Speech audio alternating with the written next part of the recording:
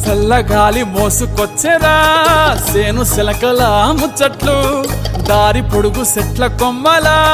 రాలుతున్న పూల సప్పట్లు గట్టి మోపులు కాల్వ కట్టులు చెమట సుక్కల్లో తడిసిన ఈ మట్టి గంధాల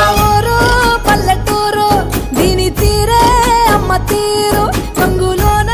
దాసి పెట్టి కొడుకుకిచ్చే